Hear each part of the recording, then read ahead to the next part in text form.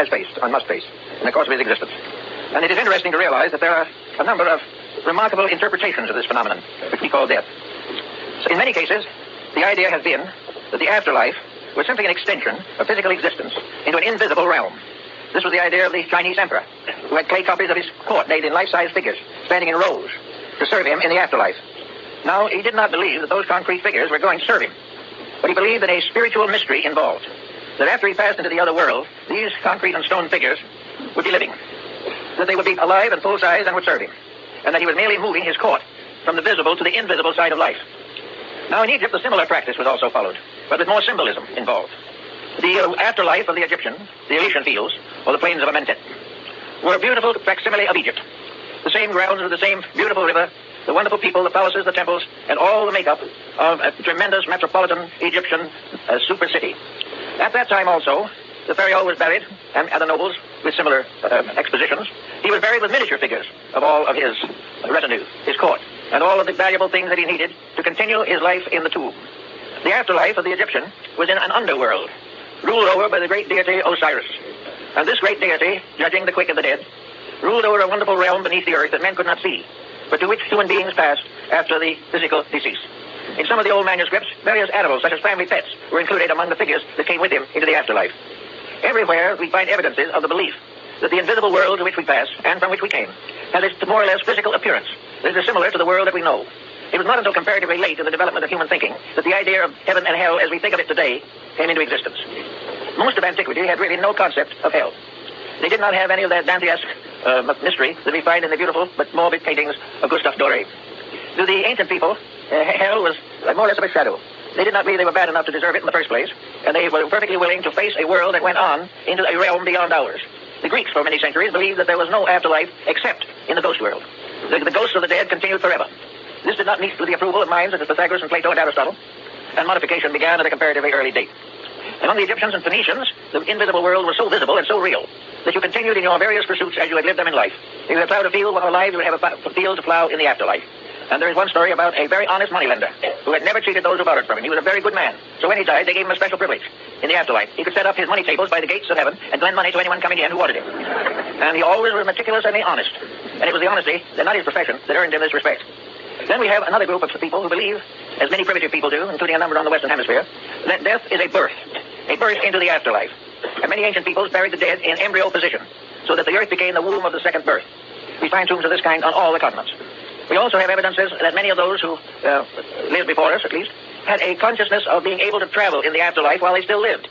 This is true of the American Indians of the Southwest. It was also true of the Irish. The Irish perfectly believed that certain of their sages and saints could go into the afterlife, and that they would be welcome there, and they could bring back messages for those who needed guidance or assistance. It was not until comparatively late that the death took on the terrible appearance with which we have associated with. It was not regarded by the ancients as a misfortune. It was regarded as a simple transference of conditions. The individual did not change greatly by the transition, but he functioned in a different dimension of life. And here he had to grow and learn and grow up again and go to school in some way to learn his way around this new realm. Now, psychics in all parts of the world have given us traditions about this. Andrew Jackson Davis, the seer of Poughkeepsie, one of America's most prominent early spiritualists, gave what he called a picture, the Summerland. This Summerland was a beautiful countryside. And it was an invisible pasture field with flowers and trees where individuals lived out a very beautiful life if they had earned such a record. If they had made some mistakes and so forth, they received some punishments, but ultimately were accepted into the world of eternal light, eternal summer, eternal happiness. So this was one psychic belief, and he wrote the book, The Stellar Key to the Summerland. Another psychic of great fame was Baron Emanuel Swedenborg, who was one of the greatest scientists of the Scandinavian countries. He was also in his later years a psychic that had many beliefs concerning the conditions of the afterlife.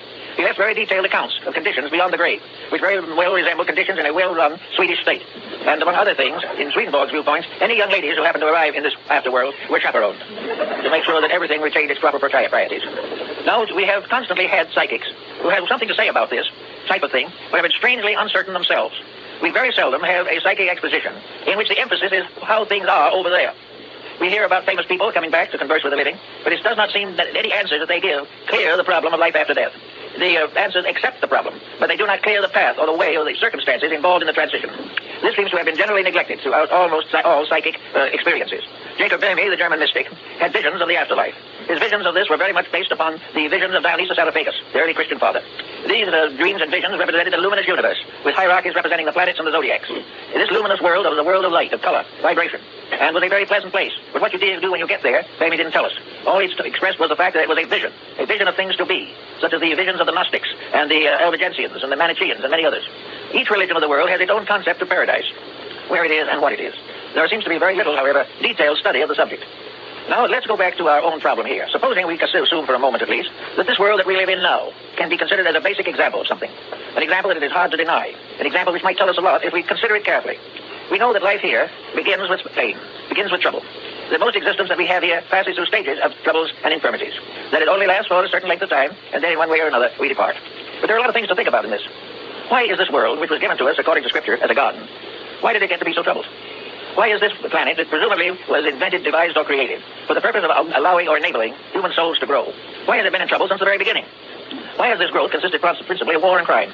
Why does everyone who comes into this world apparently come into a sphere of sickness, disease, sorrow, and death? Is this part of a plan, or is this something that shouldn't be but got to be from other causes?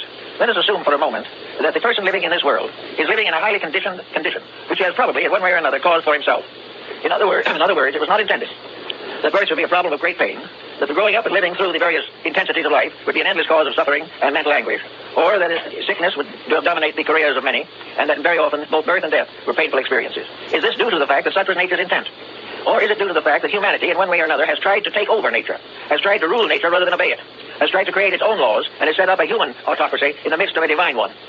It seems as though there is much to indicate that the troubles that we have are mostly not the result of the way nature put things together, but the way that we have readjusted and dodged them from one condition to another. We have juggled these factors, and we have mixed them up so badly that we have ended up with crime and war. Suppose, for example, the human being had not made these mistakes. Supposing he had obeyed the laws of life as they were given to him and revealed again and again through his sacred writings and the wisdom of his sages. We would say the human being was born in peace and in consolation, that there was no back heredity, there were no deformities, there was no hereditary sickness, disease, emotional incompatibilities, broken homes, from which the individual had to come. Suppose that was eliminated. The result would be a very different type of person. A person not necessarily wise, but a person endowed with the natural gift of the world in which he lives. He would be endowed with the simple fact that he could exist happily and comfortably, and for the most part in good health. Now, most of our problems probably arise basically from bad health. We become toxic or disturbed emotionally. We gain all kinds of problems which we assemble and struggle with, and we can find that this span of 60, 70, 80, 90 years to which we pass is largely a confusion caused by ourselves. Now, two aspects of that confusion that come into focus with us at the moment are, due to this confusion, birth is painful. And due to this same condition, death is painful. Now, it's not necessarily true that that was what was intended, but that is what we have done about it. We have taken natural laws and so misused them, distorted them, and ignored them, that we have brought down upon ourselves a mass of troubles which were not necessary and which were not intended by nature. Nature did not intend man to come into a world of miseries, suffer, and depart in pain. These conditions are due to human action and thought. We are now fighting in our communities a whole series of such problems. We are fighting narcotics addiction, alcoholism, tobacco addiction. We are fighting all kinds of laws and rules relating to wealth, power, and ambition. We have set all of our goals on the physical plane of life. We have taken this world, which might have been a very happy playground, and turned it into an infirmary and a vast graveyard. This is not what nature intended. This is not what man was put together for. This is not the experience he was supposed to be ready to receive. It was assumed that he would come to this world to gradually come to glorify the Creator and the creation. Instead of that, he has come in the end to damn them both. So we have here a false beginning. And with a false beginning, we also have to go back a ways, because this false beginning is of the sins of the fathers to the fifth and sixth generation.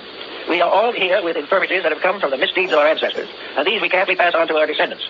The result is that health is almost imaginary, but we are beginning to realize more of its importance. And in the last 50 years, we have done more thinking about health, probably, than any time in history. We may almost say that primitive mankind didn't think about it because it didn't do anything to hurt itself, primarily. It lived a very simple life. It had to defend itself against the terrors of the night and things of this nature, but for the most part, it lived a very simple existence. And we came to be more and more complicated. We became sicker and sicker.